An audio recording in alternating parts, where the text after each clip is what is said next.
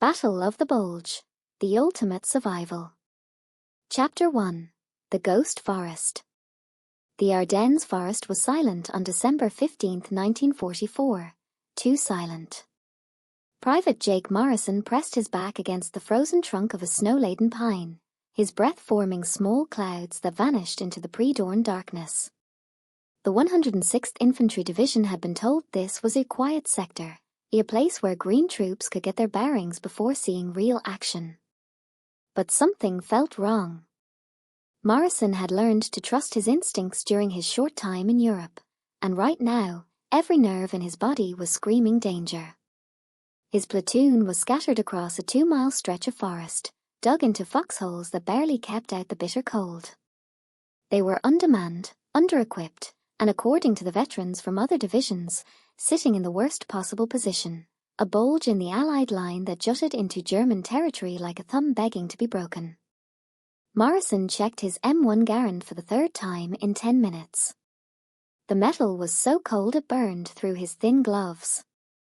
Beside him, Private First Class Danny Chen stirred in the foxhole, his young face barely visible in the darkness. "You hear that?" Chen whispered. Morrison strained his ears. At first, nothing. Then, carried on the wind from somewhere deep in the German-held forest, came a sound that made his blood freeze, the distant rumble of engines. Lots of engines. "Could be our tanks," Chen offered hopefully, but his voice betrayed his doubt. Morrison knew better. American armor didn't operate in these dense woods. And they certainly didn't move in the dead of night through enemy territory. He fumbled for his field radio, his hands shaking, not from cold, but from the terrible certainty settling in his gut. Before he could make the call, the forest exploded with light.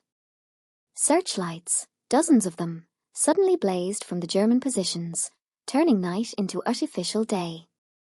Morrison threw himself to the bottom of the foxhole, pulling Chen down with him. The light was so bright it hurt, revealing the American positions in stark, merciless detail.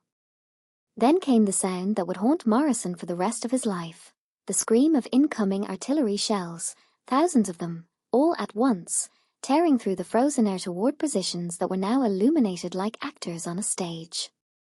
"Incoming," as someone screamed, but the warning was swallowed by the first explosions. The world became fire and thunder. Trees exploded into splinters. The ground heaved and bucked like a living thing. Men screamed, some in warning, others in agony. Morrison pressed himself into the frozen earth, every instinct telling him to run, but there was nowhere to go. The barrage was everywhere, a rolling wall of destruction that seemed to have no end. Chen was praying in Cantonese, his words tumbling over each other as shells landed closer and closer. A massive oak tree 50 yards away took a direct hit, the explosion so powerful that Morrison felt the heat wash over him even at that distance. The tree toppled slowly, almost majestically, crushing 2 foxholes beneath its burning branches. The bombardment lasted 30 minutes, but it felt like hours. When it finally stopped, Morrison's ears were ringing so badly he couldn't hear anything else. He slowly raised his head above the foxhole rim, afraid of what he might see. The forest that had existed 30 minutes ago was gone. In its place was a hellscape of smoking craters, shattered trees, and motionless forms that had been his fellow soldiers. "Chen?" Morrison's voice sounded distant, muffled by the ringing in his ears. The youngest soldier was alive, covered in dirt and bark, but alive. He stared at Morrison with wide, uncomprehending eyes, his mouth moving but no sound coming out. Morrison reached for his radio again. It was smashed, a piece of shrapnel embedded in its casing. He looked left and right along the line, trying to spot Sergeant Kowalski's position. The sergeant's foxhole had taken a direct hit. There was nothing left but a smoking crater. That's when Morrison heard the new sound, a mechanical growling that grew louder with each passing second. He scrambled up the side of the foxhole and peered into the fog and smoke that now blanketed the forest. Through the haze, shapes began to emerge. Massive shapes. Tanks, but not like any tanks Morrison had seen before. These were monsters, their guns longer than his entire foxhole, their armor plates thick enough to stop anything the Americans could throw at them. And they were coming straight toward the American lines, dozens of them, with infantry marching alongside in their distinctive coal scuttle helmets. Panzers, Chen breathed, finally finding his voice. Oh God, Jake. Those are tigers. Morrison watched in frozen horror as the German armor rolled forward, crushing the shattered trees beneath their treads.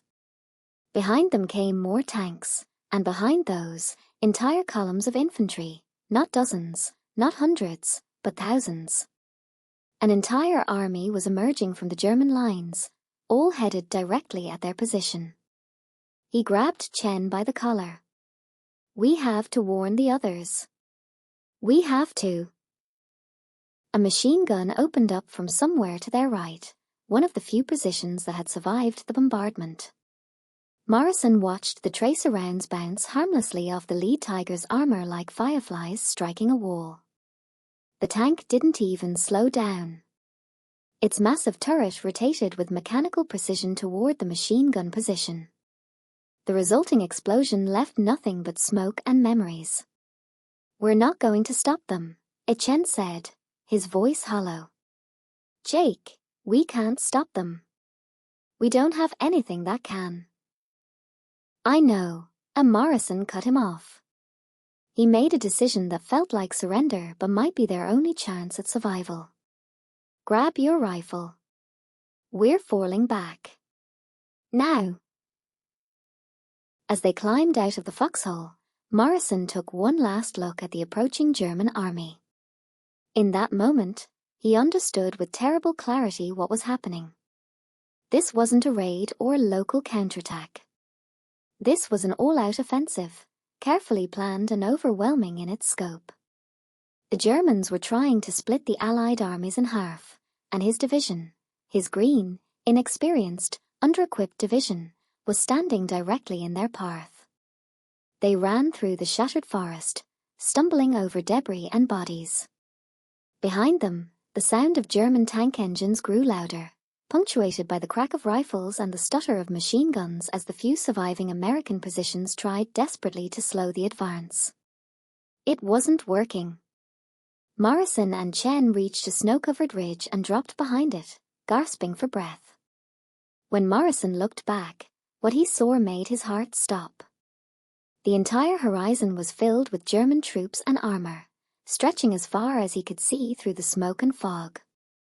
The American line wasn't bending, it was shattering, breaking apart like glass under a hammer. What do we do? Chen asked, and Morrison heard the edge of panic in his voice. Before he could answer, a figure emerged from the smoke to their left, Lieutenant Brennan, their platoon leader, his face blackened with soot and blood running from a cut above his eye. Behind him stumbled 6 more soldiers, all that remained of their platoon of 42 men. Brennan saw Morrison and Chen and gestured frantically. Get to the crossroads at Losheim. That's where we're supposed to rally. Move, move. They ran again, this time as a group, through a forest that was rapidly becoming a shooting gallery. German infiltrators were everywhere, some in American uniforms, others in their own grey-green winter camouflage. Morrison nearly shot a GI before recognizing him as one of their own, his uniform torn and his eyes wild with fear. The crossroads at Losheim was chaos. Trucks were trying to evacuate wounded while officers screamed contradictory orders. Equipment was being abandoned as units that no longer existed tried to regroup. Morrison saw a full colonel, his face ashen, standing alone in the middle of the road, staring back toward the German advance as if he couldn't believe what he was seeing.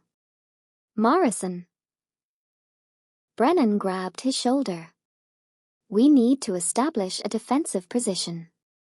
The division is trying to form a new line at An 88mm shell screamed overhead and exploded in the town square, sending bodies flying like ragdolls. The concussion knocked Morrison to his knees. When he looked up, Brennan was gone, just gone, as if he'd never existed. Chen pulled Morrison to his feet. "We have to get out of here. This position is lost." Morrison knew he was right, but where could they go? The Germans were everywhere now, their advance so fast and so overwhelming that there was no front line anymore, just pockets of desperate Americans trying to survive long enough to find friendly forces. A jeep skidded to a halt beside them. The driver was a sergeant Morrison didn't recognize, his face gray with exhaustion. "You boys need a ride to hell?" "'Course that's where we're all heading." They didn't need to be asked twice. As the jeep roared away from Losheim, Morrison looked back one final time. German troops were already entering the town, their tanks rolling down streets that had been American-held just hours before. The speed of the collapse was beyond anything Morrison had imagined possible. This wasn't war as he'd been taught. This was catastrophe. The sergeant driving the jeep shouted over the engine noise. "Word from division is that the entire line is collapsing. They hit us with 3 panzer divisions and God knows how many infantry. High command didn't see it coming. Nobody saw it coming." "Where are we going?" Morrison shouted back. The sergeant laughed, a harsh, bitter sound. "Wherever the Germans aren't, kid. Right now, that's about the only plan anybody's got." As night fell on December 16, 1944, Private Jake Morrison understood that he was now part of the largest American military disaster in the European theater. The question wasn't whether they would stop the German advance, it was whether any of them would survive it. But what Morrison didn't know, what nobody in the jeep knew as they raced through the darkening forest, was that the worst was yet to come, and the man who would decide all their fates was at that very moment studying a map and making a decision that would determine whether they lived as prisoners or died as soldiers fighting for a town whose name Morrison had never heard before. What was that decision, and how would it seal the fate of thousands? Chapter 2: The Impossible Order. 50 miles west of Morrison's desperate flight, in a cramped headquarters room in the Belgian town of Bastogne, Brigadier General Anthony McAuliffe stared at a map that showed his worst nightmare coming true. Red arrows, German advances, was spreading across the Ardennes like blood in water. Each arrow represented thousands of enemy troops, hundreds of tanks, and the complete collapse of American positions that were supposed to be secure. McAuliffe had been in command of the 101st Airborne Division's artillery for less than a month. Now he was watching the entire Allied strategy in Western Europe come apart at the seams. "Sir, we have confirmation." A Major Thomas Harrison entered without knocking, his face grave. "The 106th Division has been shattered. 2 entire regiments are surrounded. The 28th Infantry Division is scattered across 50 miles of forest. The Germans have achieved complete tactical surprise." McAuliffe continued studying the map, his jaw tight. The 101st Airborne, the legendary as Screaming Eagles who had parachuted into Normandy on D-Day, were supposed to be resting after brutal fighting in Holland. They'd been pulled off the line specifically to recover and refit. Now, according to the reports flooding in, they were the only intact division within 100 miles of the German breakthrough. "What's the disposition of our forces?" McAuliffe asked, his voice steady despite the chaos around them. Harrison moved to the map. "We have elements of the 101st here in Bastogne, still assembling. Maybe 10,000 men when everyone arrives. We're missing most of our equipment. It's still being transported. We have limited armor support, limited artillery ammunition, and no air cover because of the weather." "And the Germans?" "Best estimates." Harrison's finger traced a circle around Bastogne. "Upwards of 100,000 troops with at least 3 full panzer divisions. They're moving in a pincer formation, sir. They want to reach the Meuse River and split our armies in two. And Bastogne, ere he tapped the map, sits at the intersection of 7 major roads. Every route to the Meuse goes through this town. McAuliffe was silent for a long moment. He understood what Harrison was telling him without saying it directly. Whoever controlled Bastogne controlled the entire region. If the Germans took it, their armor could spread out, exploiting the breakthrough and potentially changing the course of the war. If the Americans held it, they would create a roadblock that might slow or even stop the German advance. The door burst open again. This time it was a young captain from 8 Corps headquarters, his uniform covered in mud and his eyes showing the strain of someone who hadn't slept in days. "General McAuliffe, I have orders from General Middleton." McAuliffe took the paper and read it once, then twice. His expression didn't change, but Harrison, who had served with him since Normandy, saw something flicker in his eyes, recognition of what this order really meant. "Read it aloud," and McAuliffe said quietly. The captain cleared his throat. "The 101st Airborne Division is ordered to proceed immediately to Bastogne and hold that position at all costs. You will deny the enemy use of the road network until relieved by elements of 3rd Army. Expected relief time, 48 to 72 hours. Command emphasis, the situation is critical. The defense of Bastogne may determine the outcome of the German offensive." The room fell silent.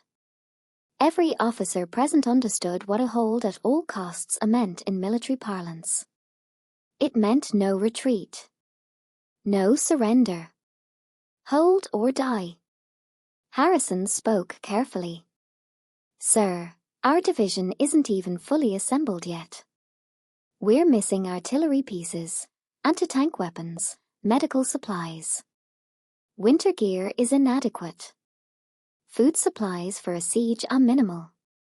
And they want us to hold against 3 panzer divisions for 3 days minimum?" McAuliffe folded the orders and placed them on the map. "Yes. That's exactly what they want." "Sir," E. Harrison began, but McAuliffe cut him off with a raised hand. "I know the odds, Tom. I can do math as well as you can. But look at this map. Really look at it." He gestured to the red arrows converging toward their position. "Right now, there's a hole in our lines 60 miles wide. The Germans are pouring through it, and they're moving fast. If they take Bastogne, those 7 roads are theirs. Their armor can move freely, split our forces, reach the supply depots at Liege, maybe even make it to Antwerp and trap the entire British army." He paused, letting that sink in. "But if we hold here, even for just a few days, we create a cork in the bottle. Their armor has to slow down, has to try to go around us or waste time reducing our position. Every hour we hold is an hour Patton's 3rd Army has to counterattack from the south, an hour for reinforcements to arrive, an hour for the weather to clear so our air force can hit them." "With respect, sir," another officer spoke up, "a holding is one thing. Surviving is another. We'll be completely surrounded." "Probably," and McAuliffe agreed. "Almost certainly, in fact." The officers exchanged glances. This was the moment when a general could refuse an impossible order, demand better support, insist on a fighting withdrawal to more defensible positions. Everyone in the room knew it. They waited to hear what McAuliffe would say. Instead, he turned to his operations officer. "Colonel, start organizing our defensive positions. I want every road into Bastogne covered. Prioritize anti-tank defenses at the key intersections. Put our best troops on the main approaches from the east and north. That's where the panzers will come from first." Harrison couldn't help himself. "Sir, you're actually going to do this?" You're going to put 10,000 men into a position where they'll be surrounded and outnumbered 10 to 1? McAuliffe looked at him, and for the first time since receiving the orders, allowed himself a thin smile. Tom, we're paratroopers. We're supposed to be surrounded. That's what we do. The tension in the room broke slightly. A few officers chuckled nervously. But Harrison pressed on. And if relief doesn't come in 72 hours? If Patton can't break through? If the Germans bring up enough artillery to level this town with us in it? McAuliffe's smile faded.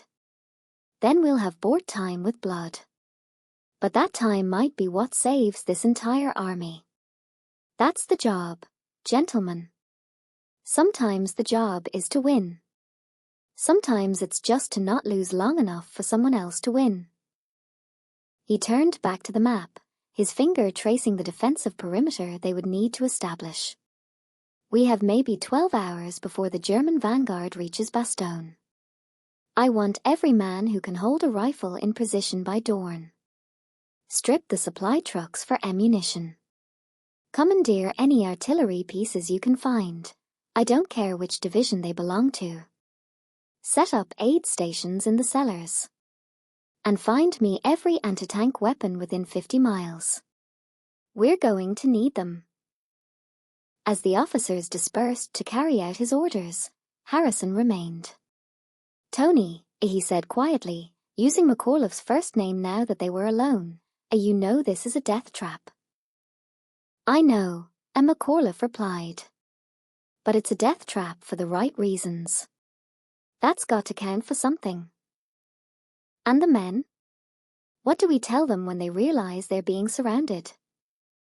McAuliffe thought about that. The truth. We tell them the truth.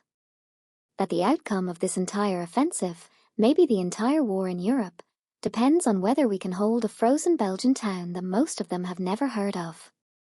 We tell them that thousands of other Americans are depending on us to slow the Germans down. And we tell them that the 101st doesn't retreat, doesn't surrender, and doesn't quit. Ever. Harrison nodded slowly. They'll follow you. You know that. Even into this. I know. McAuliffe's voice was heavy with the weight of that knowledge. That's what makes command so damn hard, Tom. They'll follow me into hell itself if I ask them to. The question is whether I have the right to ask. The orders already asked for you. No, and McAuliffe corrected. The orders asked me to hold a position. I'm the one choosing to do it with these particular men in this particular way. That's the difference between following orders and command. Through the windows, they could hear trucks arriving, bringing the scattered elements of the 101st into Bastogne. Men were jumping down, looking around at the town that would become their battleground, not knowing yet what was being asked of them. McAuliffe walked to the window and watched them. Young men, most of them, with a few grizzled veterans mixed in. They looked tired from the rapid deployment, but they were organizing quickly, falling into the practiced routine of setting up a new position. These were the men who had jumped into Normandy in the dark, who had held the bridges at best against overwhelming odds, who had earned their reputation as one of the finest fighting units in the American army. And he was about to ask them to do the impossible. Get me battalion commanders, he said to Harrison. I want to brief them personally. They need to understand what we're facing. As Harrison left to gather the officers, McAuliffe remained at the window. In the distance,